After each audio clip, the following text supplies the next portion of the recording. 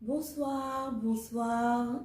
Aujourd'hui, nous sommes le 10 septembre, mois anniversaire de mois de septembre. J'espère que vous avez passé une excellente journée. Moi, j'ai couru toute la journée à faire plein de choses, les courses de la rentrée, le travail. La journée était quand même épuisante. J'espère que vous avez reçu de très bonnes nouvelles. Moi, j'en ai reçu. Et entre autres, ces bonnes nouvelles, je suis tombée sur une vidéo qui m'a complètement, mais vraiment fondu le cœur. Et j'ai décidé de rentrer tranquillement à la maison, me poser et de vous faire cette vidéo-là afin d'attirer votre attention, de vous permettre d'être plus alerte en cette rentrée scolaire qui a démarré pour certains. De quoi s'agit-il?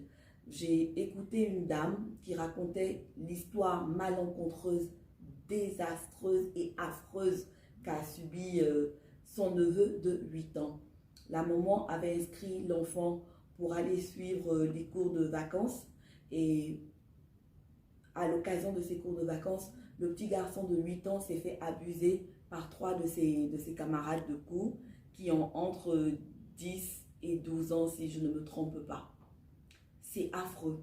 Ils ont utilisé le gel hydroalcoolique, la bouteille, le capuchon, oui c'est ça. Ils ont utilisé le capuchon du gel pour sodomiser leurs petits copains. C'est affreux. C'est tout ce qu'il y a de plus détestable.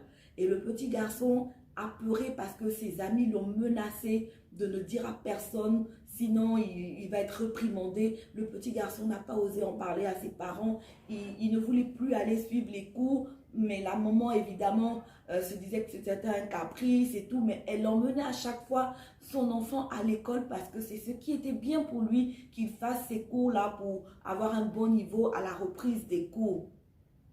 Et jusqu'à ce que le petit garçon tombe malade, qu'on l'envoie à l'hôpital et que de questionnement en questionnement, ils finissent par tout lâcher.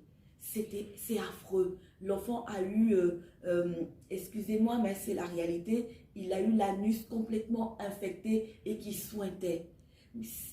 C'est méchant et ça m'a complètement, littéralement déchiré le cœur, cette histoire-là. Et donc, c'est pour moi le lieu d'alerter les parents que nous sommes. Quel genre de parents nous sommes? Comment nos enfants parviennent-ils à poser des actes aussi affreux? Est-ce que nous éduquons nos enfants dans ce sens-là? Je ne pense pas. Je ne pense pas. Mais où nos enfants vont-ils chercher ces idées atroces?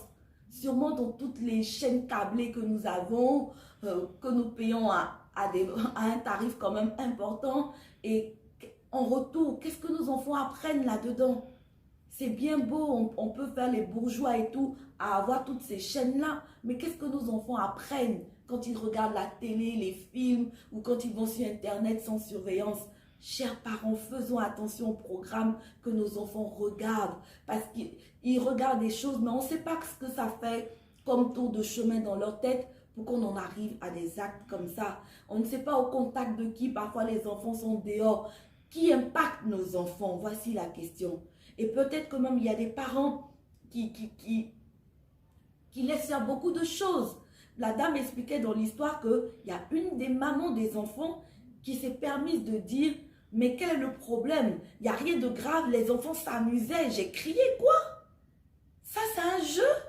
Mais si la maman déjà, elle n'est pas choquée par l'acte abominable qu'a commis son enfant, mais l'enfant ne prendra jamais conscience qu'il a fait quelque chose de mal. Donc j'imagine la conversation de cette maman-là chez elle à la maison en train de critiquer l'autre maman et l'enfant qui s'est fait abuser pour dire que oui, ah, ils en font un plat, ils en font un plat. Mais c'est terrible. Quel genre de mère? Quel genre de parent? Je vous en prie, chacun de nous, je n'ai pas la meilleure éducation. Je ne vais pas me targuer d'avoir les meilleures valeurs. Mais j'estime qu'aujourd'hui, on peut dire, ne fais pas ce que je fais, mais fais ce que je dis. Je peux mal me comporter, mais je dois dire à mes enfants, ce que je fais, c'est pas bien, ne le faites pas. Voici la bonne façon de le faire. Au moins ça. Au moins ça. Pour ne pas que nos erreurs, nos abandons, nos mauvaises éducations entraînent le malheur d'autres enfants carrément innocents. J'ai mal au cœur pour ce petit garçon-là qui va être sûrement traumatisé à vie pour cette maman qui est complètement déchirée parce que sûrement elle va culpabiliser. Mon enfant a eu un problème, j'ai même pas été capable de m'en rendre compte. J'ai continué même de l'emmener, de le livrer à ses bourreaux. Mais c'est dramatique. Il faut qu'on puisse parler à nos enfants. Parlons à nos enfants. Ne lâchons pas prise. N'abandonnons pas, chers parents. On a beaucoup d'activités, mais de grâce, trouvons le temps. Cette vidéo-là m'a interpellée particulièrement. Moi, j'ai 3 enfants, j'ai 3 filles. Et ça m'a interpellée davantage. Au-delà de toutes les activités, Manuela, trouve le temps davantage, consacre du temps à chacune de tes filles, parce qu'en plus, elles n'ont pas le même âge. Donc, à chaque âge, ses peurs, ses craintes, ses réalités. Il faut être à l'écoute de nos enfants. Il faut pouvoir rassurer davantage nos enfants, leur parler de ce genre de drame qu'on entend pour les alerter sur leur manière d'être à l'école, dire aux enfants, quand c'est l'heure, ne restez pas à traîner dans les salles de classe tout seul parce qu'il n'y a personne et qu'en étant seul, tu peux être une proie facile pour des personnes mal intentionnées. En tout cas, parlons beaucoup avec nos enfants. Dites-leur de ne pas subir les menaces.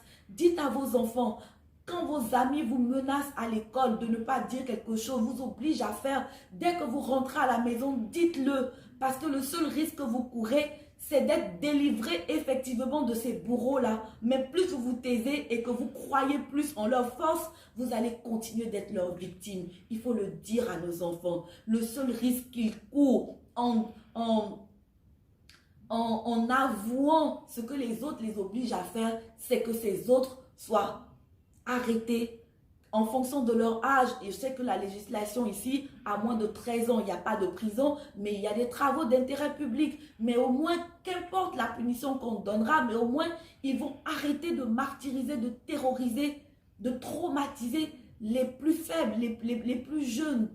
Il faut parler aux enfants. Il faut parler aux enfants. C'est la rentrée des classes, c'est l'occasion de faire une réunion en famille, de parler, d'exhorter, de sensibiliser nos enfants sur les choses que nous vivons dans notre société. Et je voudrais aussi, c'est l'occasion pour moi d'interpeller les responsables des établissements scolaires. Lorsque ce petit garçon se faisait abuser, où étaient les éducateurs? Où étaient les enseignants? Vous prenez de l'argent pour des cours de renforcement, pour des cours de vacances, mais il n'y a aucune surveillance. Du moins, une surveillance au minimal. Mais c'est... Chers responsables d'établissements scolaires, s'il vous plaît, ne pensez pas uniquement à vous faire des bénéfices. Pensez aux enfants que nous vous confions. Les scolarités sont excessivement chères. De grâce, embauchez du personnel. Traitez bien votre personnel. Parce que des fois, il y a du personnel, mais les salaires sont tellement peu considérables que des fois, le personnel n'est plus motivé et ne fait pas bien son travail. Ou bien même quand le salaire est conséquent, peut-être que vous n'êtes pas de bons leaders, vous ne créez pas une atmosphère agréable dans vos établissements et les enseignants, les éducateurs, tout ce beau monde-là démissionne, s'il vous plaît. Gagnez des bénéfices, mais n'oubliez pas nos enfants. Ne sacrifiez pas la sécurité de nos enfants sur l'autel de vos bénéfices. Je vous en prie, c'est la rentrée. Permettez qu'il y ait de la sécurité, qu'un enfant ne soit plus victime de tel abus dans nos établissements. Nous vous confions nos enfants, chers responsables d'école. Faites votre part aussi. Nous les parents, nous allons tâcher de faire le maximum quand nous avons les enfants chez nous à la maison, à leur parler, leur donner la bonne éducation, leur donner les conseils qu'il faut. Mais quand ils sont avec vous toute la journée, de grâce, embauchez des personnes compétentes pour veiller à la sécurité des enfants. Mettez un dispositif, donnez des valeurs dans l'école. En tout cas, faites ce qui est possible, humainement possible, je vous en prie. Faites-le, que ce genre de drame n'arrive plus. Alors, je voulais profiter, terminer sur ces mots pour prier pour tous les enfants qui ont subi des choses aussi dangereuses. C'est l'occasion aussi pour moi de dire à à une personne qui va écouter cette vidéo de dire une prière pour tous ces enfants qui sont abusés et particulièrement pour ce petit garçon-là, que le Seigneur lui-même le soigne, le guérisse de ce traumatisme-là, à la maman, aux parents de cet enfant-là, que le Seigneur les guérisse de ce traumatisme, et priez aussi pour ces petits garçons qui ont abusé leur ami, de sorte que le mal qui a pu leur traverser ne revienne plus, qu'ils prennent conscience que ce qu'ils ont fait n'est pas bon et qu'ils ne doivent plus jamais le refaire, et que eux aussi ils ne vivent pas un traumatisme qui peut les emmener plus tard à être de mauvaises personnes. Que Dieu garde nos enfants. Faisons tout ce qui est dans notre possibilité pour bien éduquer nos enfants, pour leur donner des valeurs, des valeurs, des valeurs. Accordons, consacrons du temps à nos enfants. C'est vrai qu'on cherche de l'argent pour les mettre dans de meilleures conditions. C'est vrai que nous cherchons de l'argent pour les mettre dans de bonnes conditions.